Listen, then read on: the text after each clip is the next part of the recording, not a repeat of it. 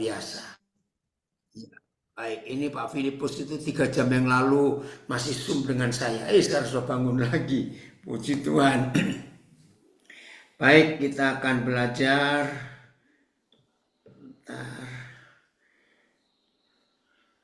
Tema kita hari ini terbagi dalam 3 hal. 1, salib dan kubur kosong di tanah konflik. Ya, salib, lalu kubur kosong, dan di tanah konflik.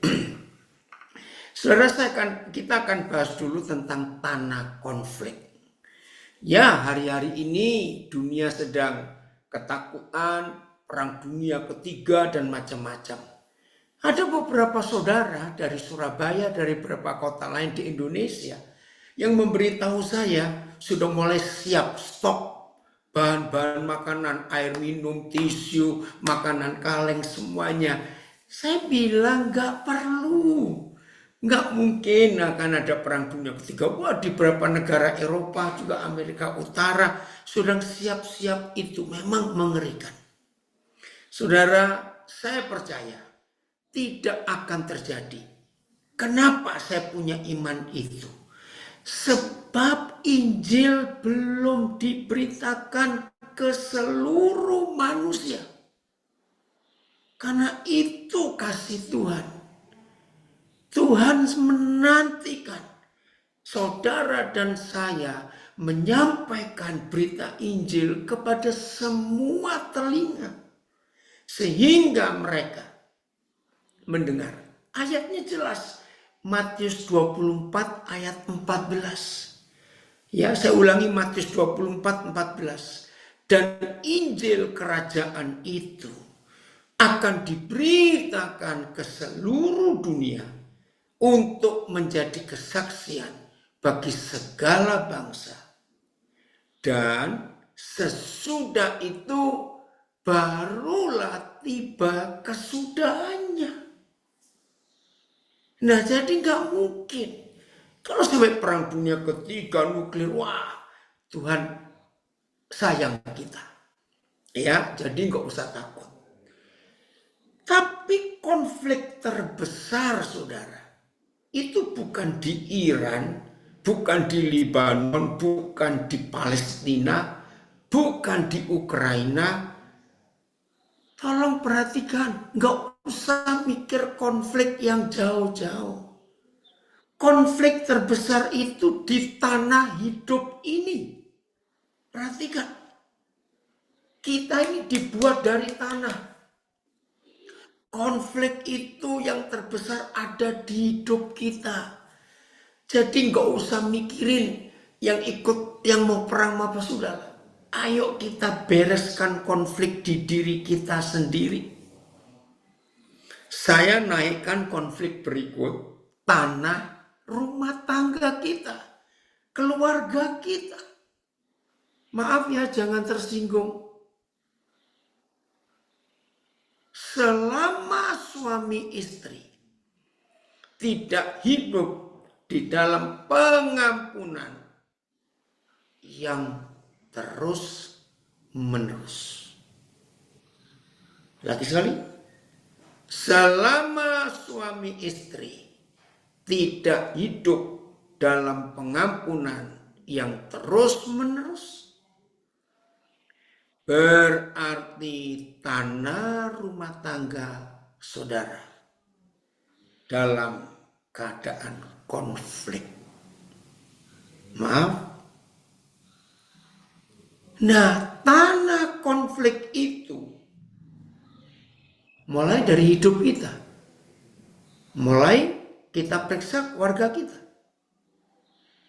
Setelah dari diri kita periksa ada konflik apa. Lalu kita periksa keluarga kita ada konflik apa. Lalu kita keluar.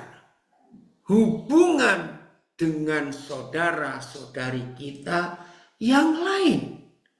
Ada konflik atau tidak. Yes. Kita harus jujur pada diri kita sendiri. Maka itu maaf loh ya, jangan ada yang tersinggung saya katakan kalimat ini. Daripada mikirin perang dunia ketiga, perang Iran dan sebagainya. Yes. Ayo kita lihat 3 tanah konflik. 1 konflik di diri kita. 2 konflik di keluarga kita. 3 konflik sesama kita. Nah ini bereskan dulu. Karena dari semua pengajaran Tuhan Yesus yang tertinggi dalam kalimat ini. Tuhan Yesus ingin saudara dan saya hidup tanpa musuh. Itu baru menang. Itu baru gak ada konflik. Saya ulangi. Kalau kita ringkas perjanjian baru dalam 1 kalimat, maka begini bunyinya.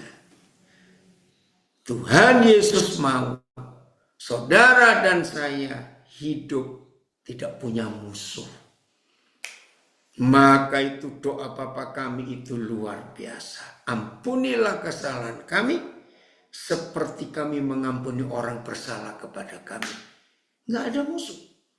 Matius 5 ayat 9. Satu-satunya ayat yang memberitahu kita kapan, bagaimana kita ini para penjahat, para bajingan ini bisa punya status disebut anak-anak Tuhan. Itu cuma ada di Matius 5 ayat 9. Yaitu hidup tanpa musuh. Mari kita periksa. Ya Matius 5 ayat 9. Berbahagialah orang yang membawa damai. Karena mereka akan disebut anak-anak Tuhan. Saudara, ini loh. Satu-satunya ayat dalam seluruh Alkitab. Kapan, bagaimana kok bisa kita ini disebut anak-anak Tuhan pencipta alam semesta.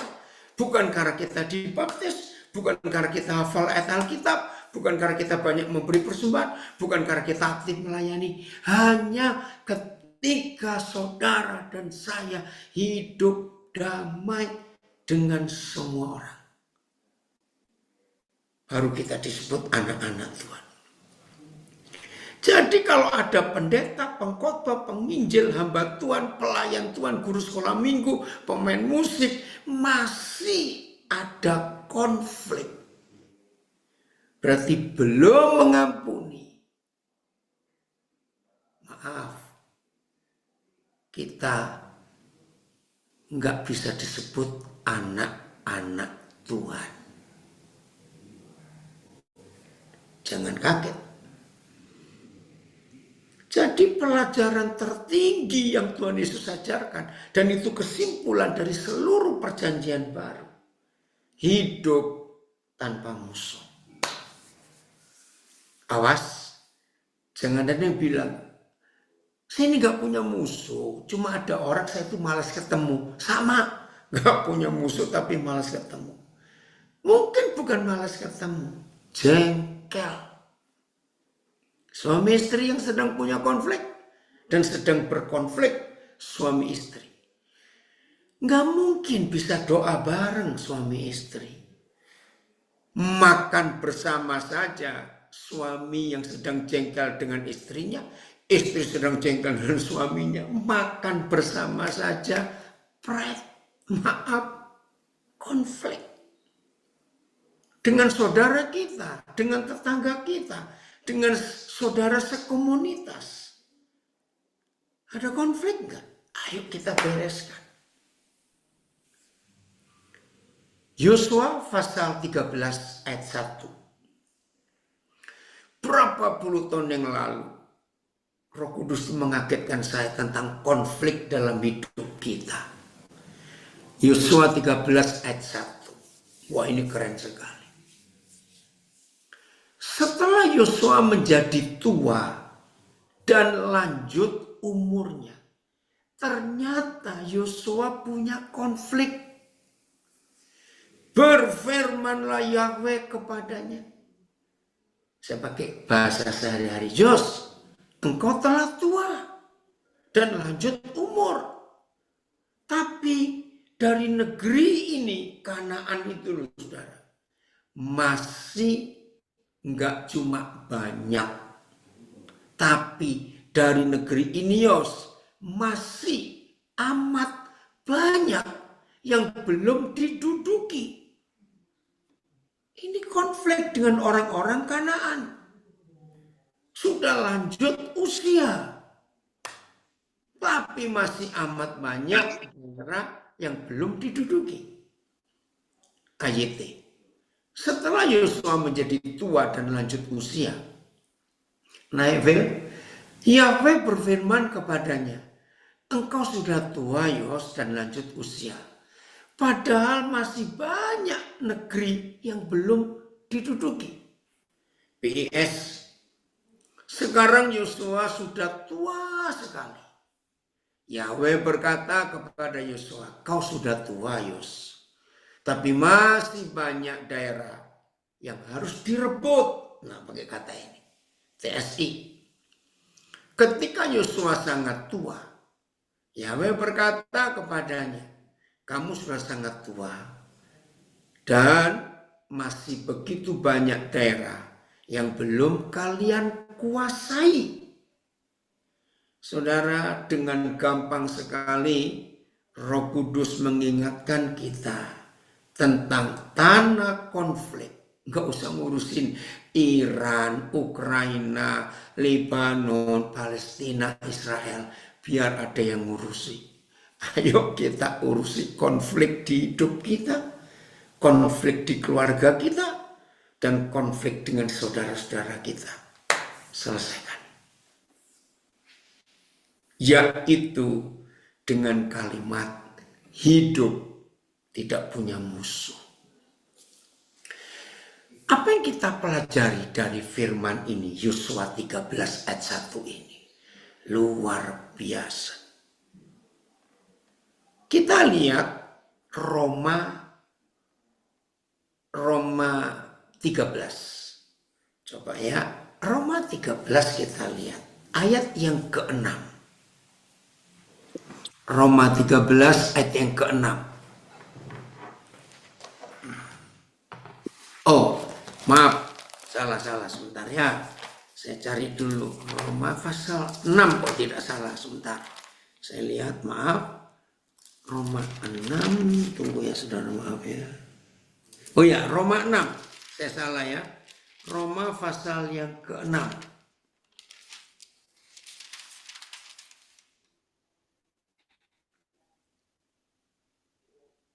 Mulai ayat yang ke-13. Saya kebalik, Roma 6 mulai 13.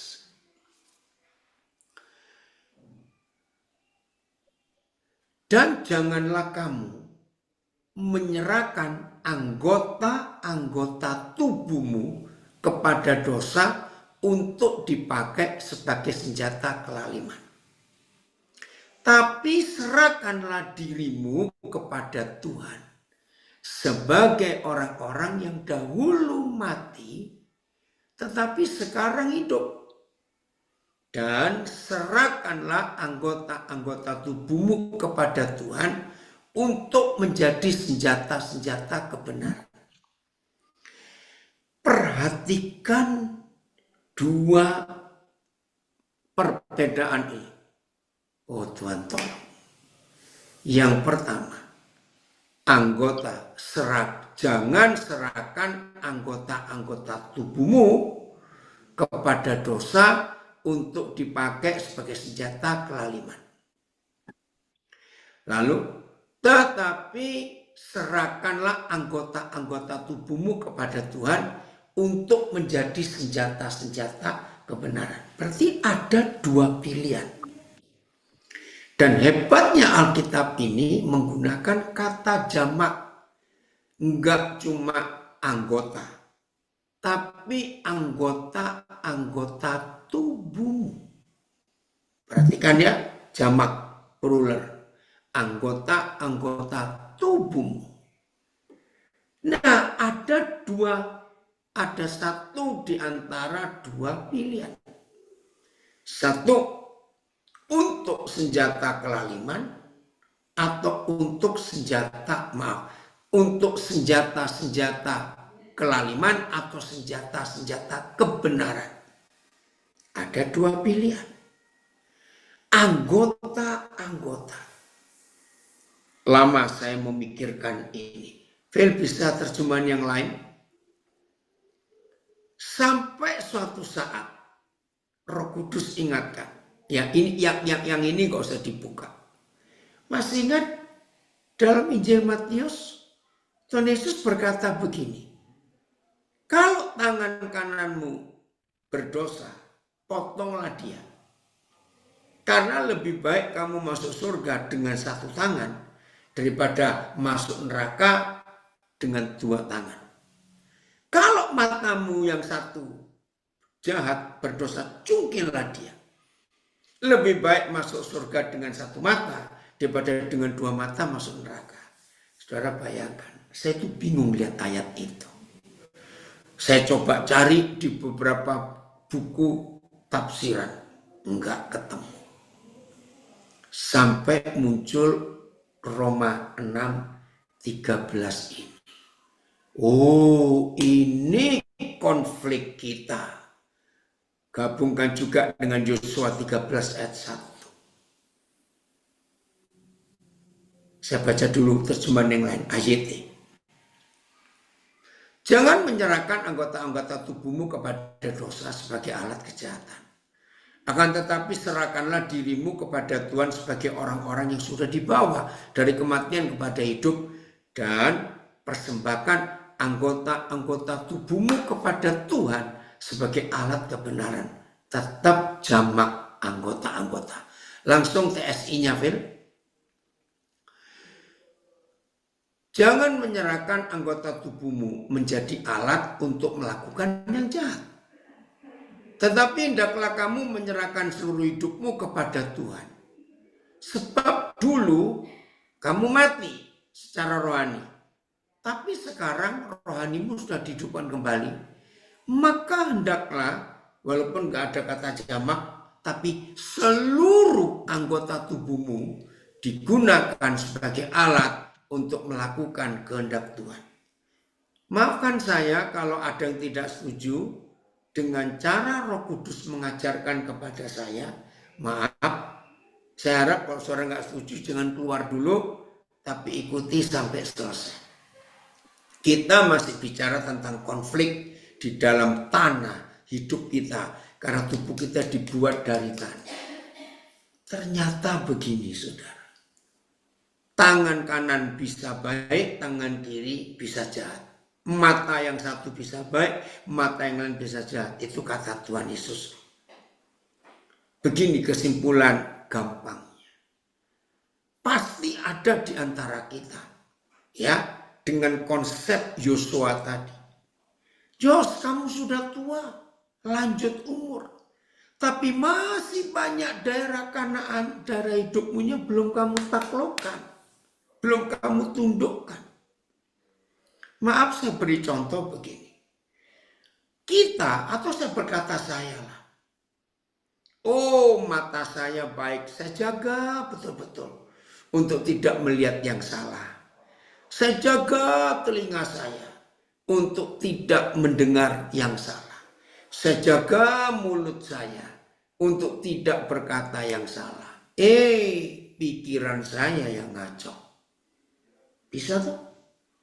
Atau pikiran saya jaga baik-baik, mulut saya jaga baik, mata saya jaga baik, telinga saya jaga baik, tapi tangan saya mencuri atau mengerjakan dosa yang lain. Nah, kira-kira ngerti nggak? Waktu Roh Kudus menunjukkan itu, saya bilang, wow. Betapa pentingnya saudara dan saya sejak bangun pagi mengawasi seluruh area, seluruh daerah di hidup ini. Dari pikiran, mata, telinga, mulut, hati, perasaan. terus sampai semuanya kita jaga. Oh ya, puji Tuhan, dari Gisan masih belajar. Sudah hampir jam 12 ini juga ya di Eropa. Nah itu loh saudara. Maka itu, ayo kita periksa konflik yang mana. Maaf, rajin doa, bagus. Rajin baca Alkitab, luar biasa. Aktif pelayanan, hebat. Maaf, bisa nggak kita iri hati? Bisa. Iri hati menang. Tapi sombong bisa muncul di hidup kita. Wih. Saudara, kalau kita melihat fakta ini, oh Tuhan tolong kami. Bagaimana setiap hari dalam hidup kita ini untuk menjaga dari otak kita sampai telapak kaki kita, untuk menyerahkan anggota-anggota tubuh kita ini menjadi senjata kebenaran, bukan menjadi senjata kejahatan atau kelaliman. Awal-awal saya diberi pelajaran ini oleh Roh Kudus. Saya tuh stres dalam arti, wih, ternyata nggak mudah saudara menjaga tanah hidup ini, tanah Kanaan kita ini, nggak mudah. Maka itu Yosua yang hebat, sampai tua lanjut umur ternyata masih ada wilayah-wilayah yang belum diduduki, dan itu jadi wilayah konflik dalam dirinya. Ternyata kalau saudara dan saya sudah bisa memenangkan konflik di tanah hidup ini, saya ulangi, ternyata kalau saudara dan saya sudah berhasil karena kemurahan Tuhan dan kuasa Roh Kudus-Nya, dengan sendirinya kita nggak pernah bisa konflik dengan siapapun juga. Saudara pernah dengar waktu zaman Ahok, zaman Jokowi jadi gubernur di DKI, ada istilah yang seumur hidup saya juga baru dengar karena dua tokoh Jakarta ini. Oh, Ahok itu hebat sebab dia sudah selesai dengan dirinya sendiri. Masih ingat tahun-tahun itu? Saudara, sebagai hamba Tuhan, itu pertama kali saya dengar kalimat, oh dia sudah selesai dengan dirinya sendiri. Tadi saya ngerti apa itu. Maka itu, nah sekarang Jokowi juga, kita sudah dengar. Ya, coba lihat di kasus yang terakhir si Rismon itu. Wah, ini jadi pembicaraan, kok bisa Jokowi seperti itu? Jawabannya karena dia sudah selesai dengan dirinya sendiri. Keren ya kalimat itu. Nah, kalimat ini bisa terjadi juga di hidup kita. Amin. Bisa. Saudara dan saya bisa selesai dengan diri kita sendiri, yaitu dengan memeriksa bagian mana yang masih belum kita duduki, kita kuasai. Ayo kita taklukkan. Kalau saudara dan saya bisa menaklukkan seluruh tanah bekas konflik ini, maka kita bisa disebut selesai dengan diri kita sendiri. Dan kalau kita sudah selesai dengan diri kita sendiri, maka kita pun gak akan punya masalah dengan siapapun. Termasuk suami istri, aman. Termasuk dengan saudara-saudara kita sendiri. Betul ya? yang ada di sekitar kita. Saudara, awal-awal itu cukup sulit mengerti fakta ini. Ditanya saya oleh banyak saudara, saya bersyukur. Ya, setiap kali saya ngajar dari Roh Kudus selalu ada yang mengcounter. Enggak apa-apa. Tiba-tiba Roh Kudus memberikan ilustrasi begini loh saudara. Luar biasa. Kalau sudah selesai dengan diri sendiri ya.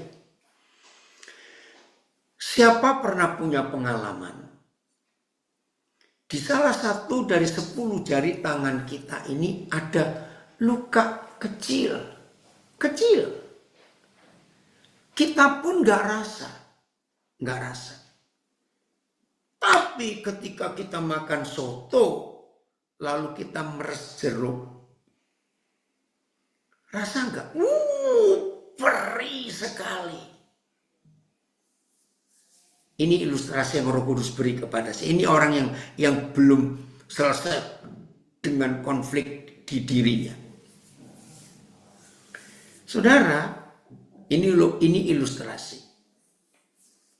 Ada loh ternyata orang yang marah-marah pada jeruknya.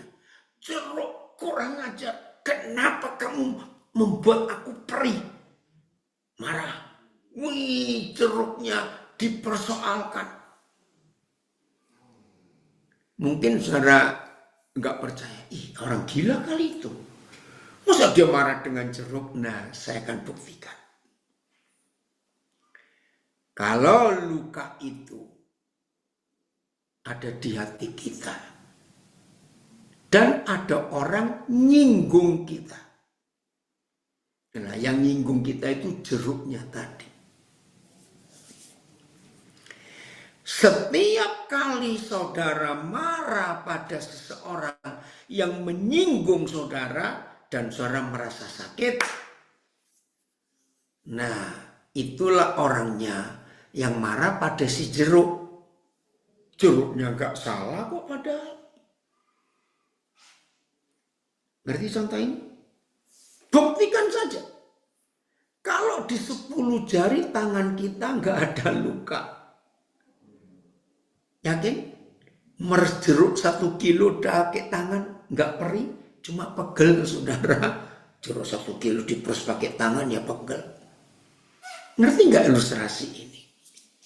Jadi kalau saudara sudah selesai dengan diri sendiri, ada banyak jeruk di sekitar kita. Bahkan jeruk itu mengirimkan air peresan itu, kita nggak merasa apa-apa karena nggak ada luka. Wih, keren sekali Roh Kudus mengajar saya. Jadi kalau masih ada di antara kita bisa tersinggung, bisa disinggung, dan orang ini pasti akan menyinggung orang lain, berarti dia belum selesai dengan dirinya.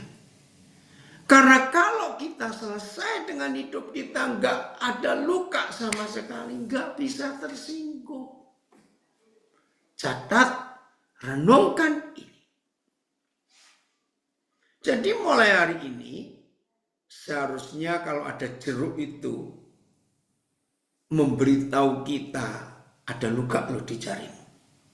Harusnya kita berterima kasih kepada sang jeruk atau si jeruk. Jadi kalau ada orang di antara kita masih bisa tersinggung, harusnya kita berterima kasih pada yang nyinggung. Saudara, terima kasih karena saudara memberitahu saya ternyata masih ada luka di hati saya.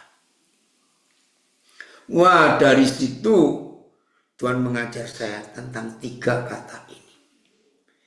Disakiti, ya, disakiti, tersakiti, atau menyakiti.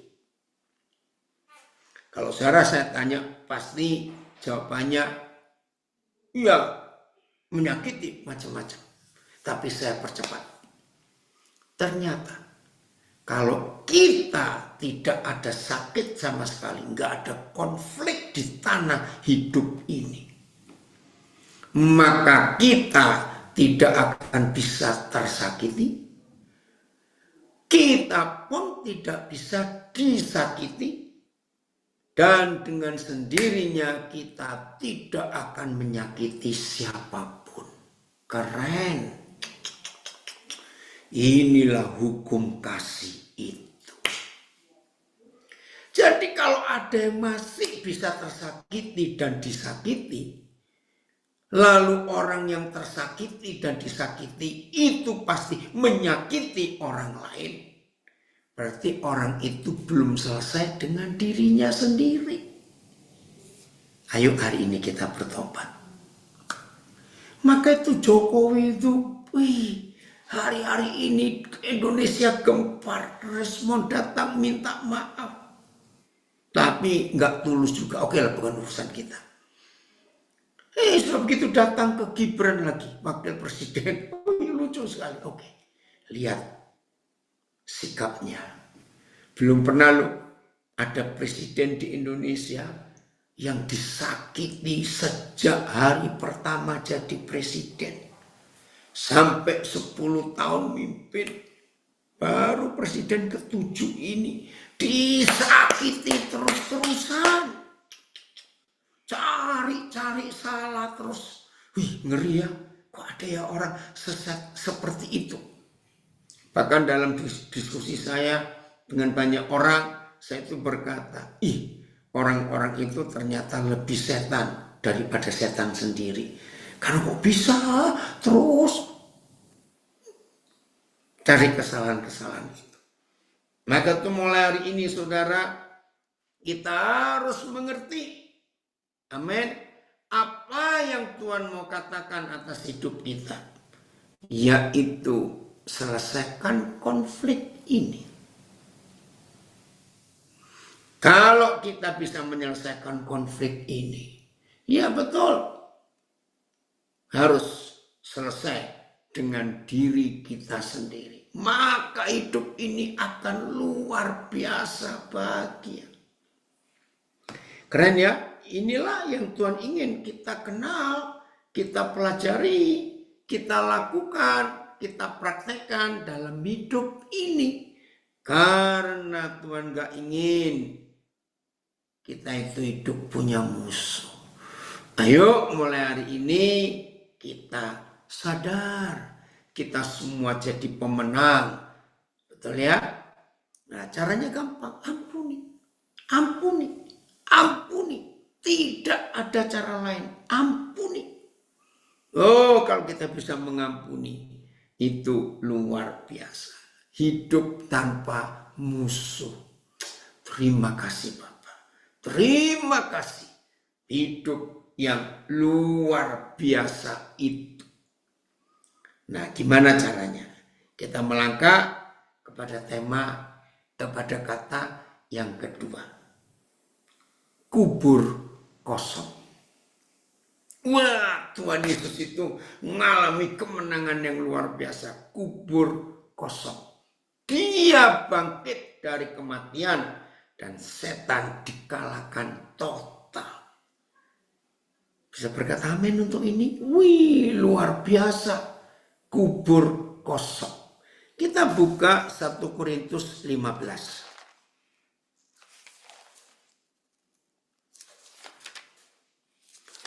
1 Korintus pasal 15. 1 Korintus pasal 15. Tolong saya kok lupa ayatnya, bahwa kalau Yesus nggak dibangkitkan maka sia-sialah iman kita. Itu 1 Korintus 15 atau 2 Korintus 15. Maaf, bantu saya kok tiba-tiba saya lupa.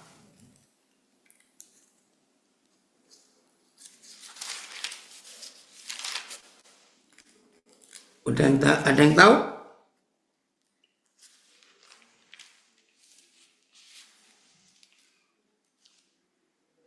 Oh iya.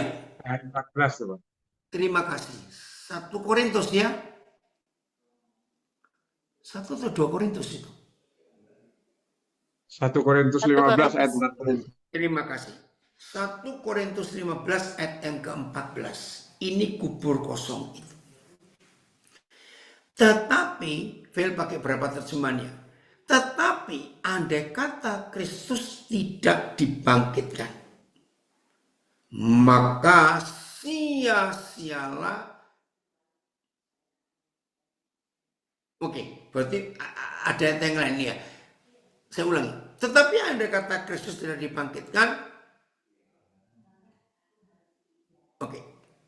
14 ya? 14 atau 17? Kok tadi 14 17?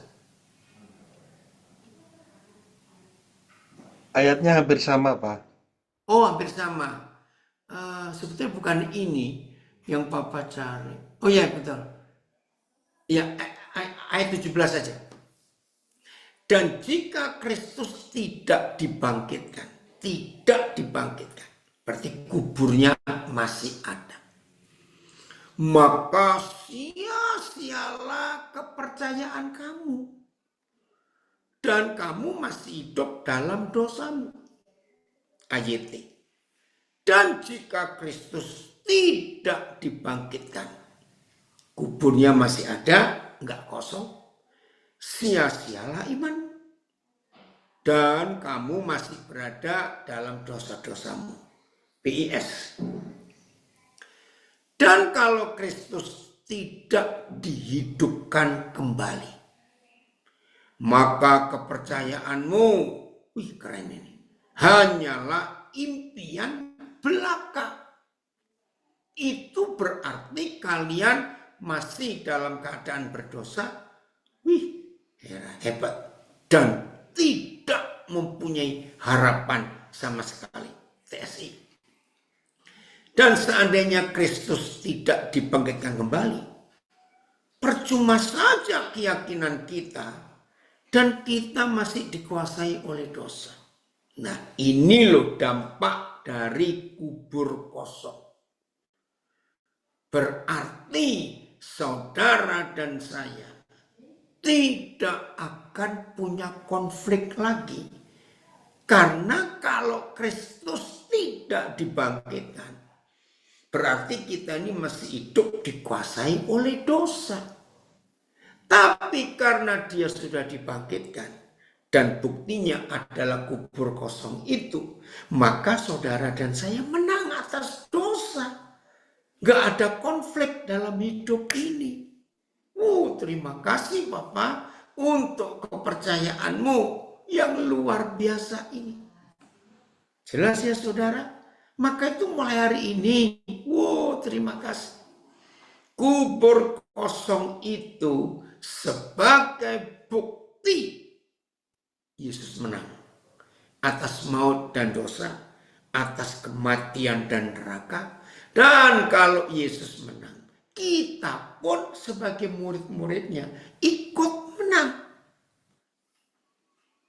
Terima kasih Bapak untuk bukti FIH-nya Phil dan VMD-nya. Coba ya kita lihat ayat ini berapa terjemahan yang lain.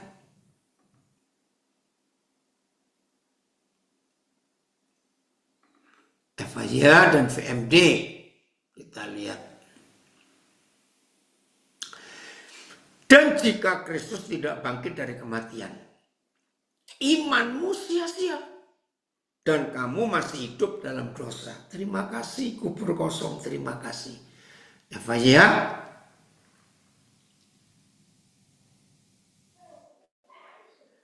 Dan saudara benar-benar bodoh. Karena terus percaya bahwa Tuhan, dan saudara benar-benar bodoh karena terus percaya bahwa Tuhan akan menyelamatkan saudara. Padahal saudara masih tetap menghadapi hukuman atas dosa saudara. Agak membingungkan, tapi kita mengerti. Jadi kalau kita masih percaya kepada Tuhan yang sudah menyelamatkan kita, ya, tapi kita masih tetap menghadapi hukuman atas dosa, itu suatu kebodohan. Terima kasih Bapak. Keselamatan yang Tuhan beri buat kita itu sempurna dalam nama Yesus. Dengan terbukti kubur itu kosong. Haleluya. Dan setan tidak punya hak lagi untuk mengganggu kita. Karena fakta yang luar biasa ini. Terima kasih Bapak. Oke ya. Nah sekarang kita melangkah ke salib. Ini luar biasa. Bapak terima kasih. Betapa bodohnya setan. Maaf saya pakai kalimat ini. Kita lihat hebatnya kuasa salib. 1 Korintus 2 ayat yang ke-8.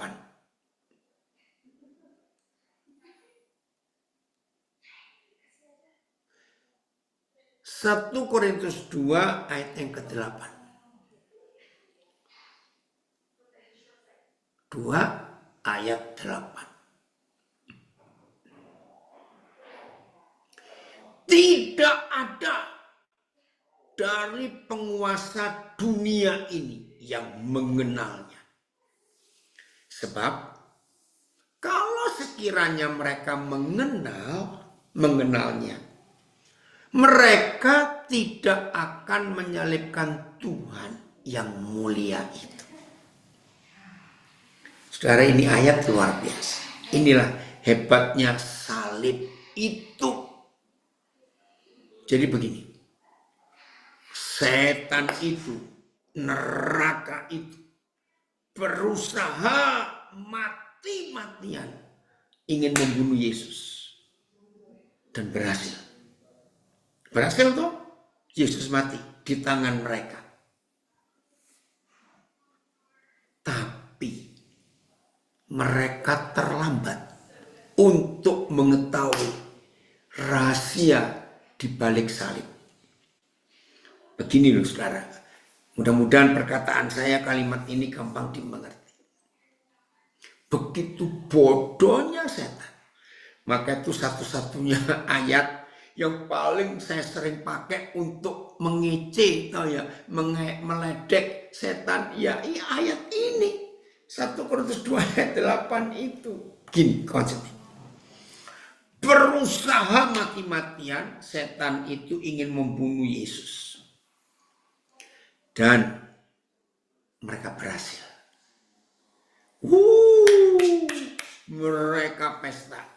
Saudara, di antara berapa buku yang saya pernah baca yang begitu jelas menuliskan, itu bukunya Maurice Cerullo. Saya sudah nggak ada. Bukunya tipis. Judulnya Pemberi Bukti. Ya, udah lama. Ini buku tahun 74 dicetak, saudara. Pemberi Bukti tipis. Nah, salah satu ulasan di buku itu yang saya nggak akan lupa sampai hari ini. Begini Maurice Cerullo menulis, saudara, sejak Jumat sore setelah Yesus dikuburkan, ada pesta besar di neraka dan semua setan di dunia ikut pesta. Tidak ada seekor setan pun yang gak ikut pesta. Wah, semuanya pesta sebab Yesus mati. Wih, seru. Itu tulisan Maurice Cerullo. Tiba-tiba Minggu subuh pesta bubar. Setan lari kocar-kacir. Ini tulisannya Maurice Cerullo. Kenapa? Yang mereka bunuh bangkit. Yang mereka bunuh hidup lagi. Dan pesta itu berantakan, bubar. Setan sedunia kacau balau, lari tunggang langgang dengan ketakutan. Begini kalimat yang tepat. Setan nyesel sampai hari ini. Karena mereka menerima bukti. Maka itu judulnya Pemberi Bukti. Apa buktinya? Aduh, ternyata Yesus yang kita bunuh itu, ini pakai istilah sehari-hari, jauh lebih sakti daripada sebelum dia kita bunuh. Udah pernah ngerti ya? Oh, Yesus yang kita bunuh itu ternyata lebih sakti setelah dia kita bunuh. Nyeselnya sampai hari ini. Telat. Sudah terlambat. Nggak mungkin Yesus mati lagi. Inilah kuasa salib itu. Jadi kebodohan setan itu mengira salib itu akhir dari segala-galanya. Ternyata justru kebalik. Salib itu adalah awal dari kemuliaan. Haleluya. Hari ini saudara dan saya tidak akan punya konflik kalau mulai dari salib. Disinggung, puji Tuhan. Disakiti, ayo berkati. Difitnah, diam saja. Dituduh, tunggu waktu pembelaan Tuhan. Maaf loh, Jokowi itu contoh untuk Indonesia. Maaf, kalau ada yang nggak pro Jokowi nggak apa-apa. Saya cuma beri contoh saja, lihat aja. Nggak ada loh satu orang, ini kalau bicara rakyat Indonesia, nggak ada. Seperti Jokowi, kalau bicara presiden, dari 7 presiden kita, 8 ya sekarang ya. Ya 8 ya Pak Prabowo. Itu hanya Jokowi yang bisa punya hati luar biasa. Belum pernah ada presiden sejak hari pertama jadi presiden. Bahkan sudah turun. Hanya sudah nggak jadi presiden aja masih kecek-kecek. Nah, ayo tanah konflik akan berubah jadi tanah berkat.